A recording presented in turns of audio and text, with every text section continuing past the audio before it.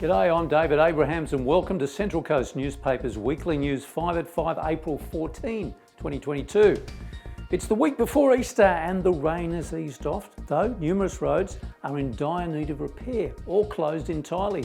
This popular road at Blackwall at Attlong is still closed after a week due to a landslide, while roads up and around Spencer are severely damaged and some of them entirely closed. Council is also calling off roadside special rubbish pickups for the next 6 weeks. The delay reportedly due to COVID-related staff shortages. Council maintains that normal rubbish pickups will remain, as well as the region's tips at Woy Woy and Buttondry will be open. And political signage is going up around the region on fences, power poles and, well, anything vertical.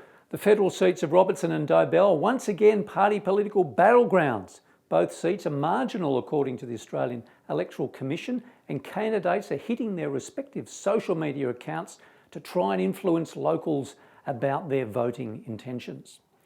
And the AEC is reminding both young people and newly arrived residents to enrol to vote in their electorates by Monday, April 18 in the evening. Go to the AEC website for details. And the State Minister for Planning, Rob Stokes, was in Gosford this week to re-announce the long-awaited intention for the University of Newcastle to build another campus in Gosford, identified as the old hardware site on Man Street. Stokes was joined by Liberal Party colleagues Adam Crouch MP and Lucy Wicks MP at Drifters Wharf, together with University of Newcastle delegates. Innovation districts need really 4 key elements. They need a great urban population. They need great public transport links, they need a world-class hospital, and they need a university campus. This is the missing link in ensuring that we can bring a real dynamic innovation district to the heart of the Central Coast. And the state government's 6 cities plans has set off furious debate online and in the community about the region's identity and more Sydney-centric bureaucracy. Central Coast Newspapers has never had so many comments, letters and phone calls about the issue, with some locals signalling their intention to leave the region because of the plans. And COVID infections remain high, as indicated by our official daily data graph. 5,461 reported cases were recorded in the last 7 days, showing a sustained spike over the last period. And sadly, a further 3 locals have died with the virus during the week. Go to our website for details. And it looks like the weather for the weekend is, oddly, for Easter, sunny and dry, though authorities are warning people against swimming at many beaches. Pop over to our website for a list of off-beach activities for the family and friends. And in sport, the Mariners are holding on to finals chances by the slightest tether after drawing 2-2 away from home against Western Sydney Wanderers on Wednesday night. An own goal by Kyle Rowles in his 100th A-League match, another controversial VAR decision resulting in a red card for Lewis Miller, and a second Wanderers goal in the 54th created desperate conditions for the Mariners to play in.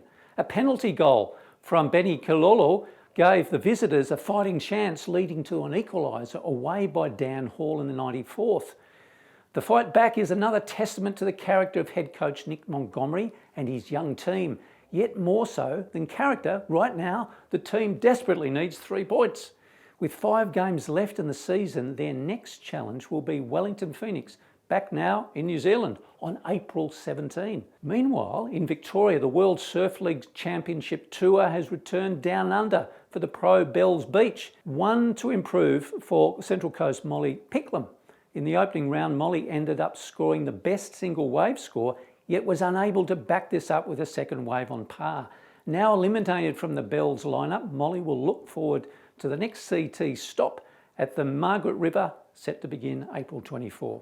And all these stories are written by local journalists, can be found on our news website without a paywall and in this week's editions of Coast Community News and the Coast Community Chronicle. The papers take an Easter break next week, though jump online to keep abreast of the stories. And remember to subscribe to our ever-popular email newsletter and our socials via YouTube, Twitter, Facebook and Instagram for updates throughout the week as well. And we leave you this week with footage from the opening night of the documentary about the scuttling of the HMS Adelaide off Avoca Beach 11 years ago exactly. Local film producer Bob Fitzgerald premiered this remarkably well documented film about the trials and tribulations to creating the artificial reef just off the beach. Have a great Easter. 0-1 below, the final voyage.